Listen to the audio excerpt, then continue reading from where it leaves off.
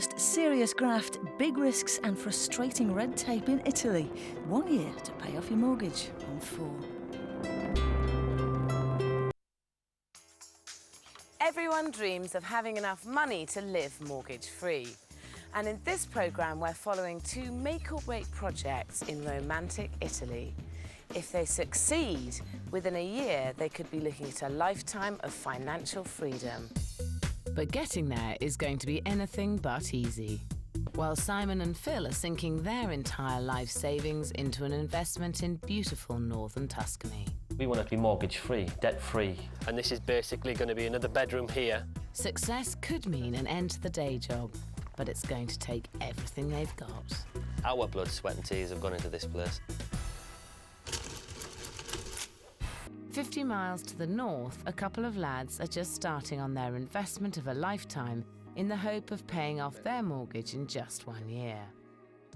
They're putting all their hopes, dreams and life savings into an ambitious development in the less established region of northern Tuscany. Like Bev and Adi, they're also taking on a huge renovation project. It's a long way from home in Darlington, where 35-year-old Simon Coleman toils away as a sofa salesman in a retail park. I already get my feet up. Yeah, you're right. Get your feet up. That's what it's there for. But he's taking a 4-month career break, which he hopes will change his life for good.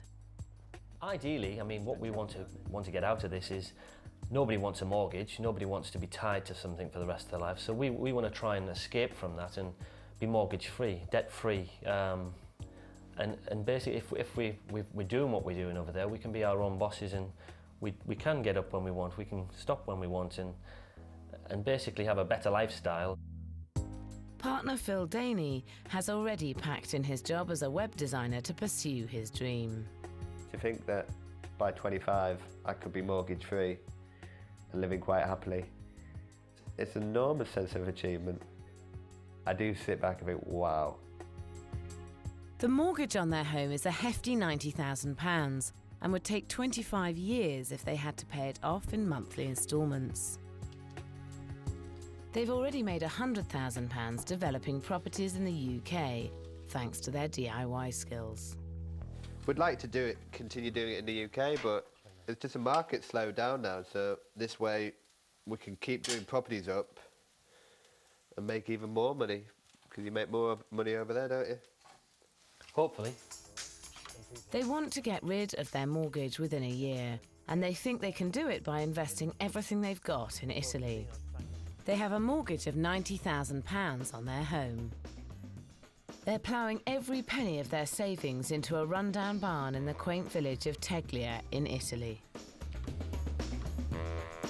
The barn costs them £50,000. They need to spend around £80,000 converting it into 3 apartments, which they hope to sell for £265,000. That would mean a pre-tax profit of £135,000 within a year. Enough to pay off their mortgage.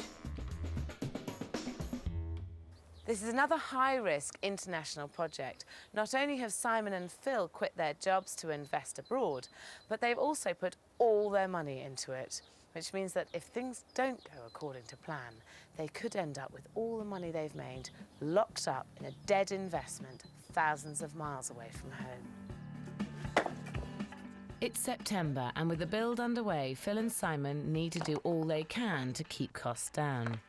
Like builder Adi, they're also DIY savvy and plan to take on as much of the build as possible.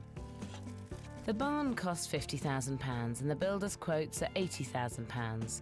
That's a total of £130,000. But the boys' combined life savings are just £100,000.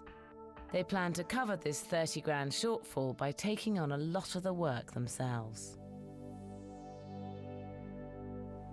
They want to convert this rundown barn into 3 stunning apartments like these.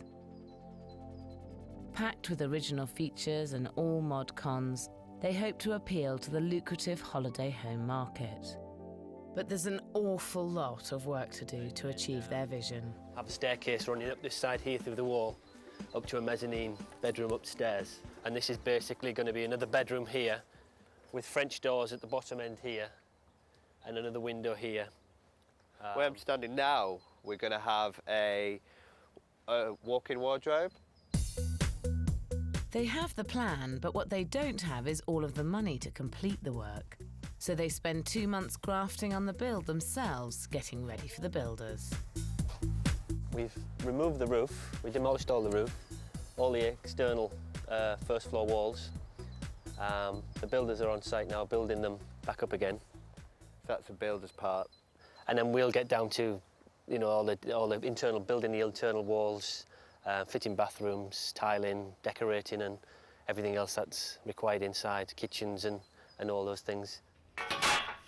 Their own labour is just one money-saving measure.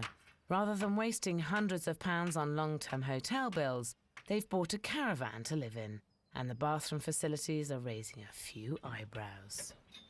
That trough there was actually where we were bathing for the first 6 weeks when we had no electric.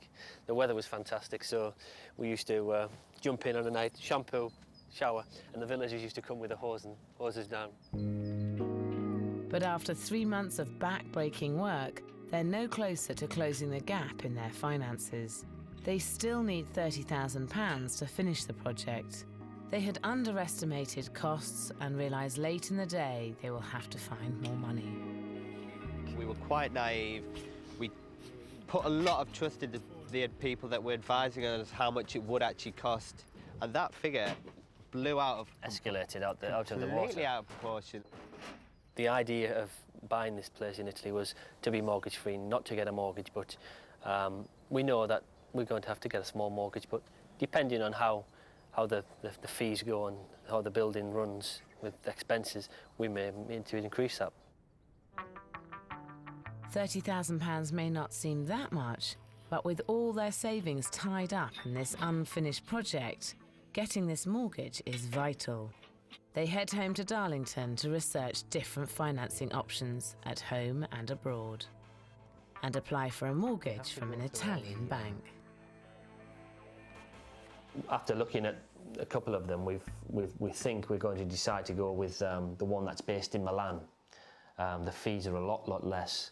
The interest rate's very good, a lot better than any of the English banks that they have the loans with, but that's the one that we're looking into at the moment.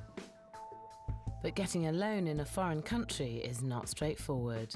Until the money's in the bank, the boys' investment is anything but safe. The worst outcome is if we can't get a mortgage at all, in which case we can't finish it.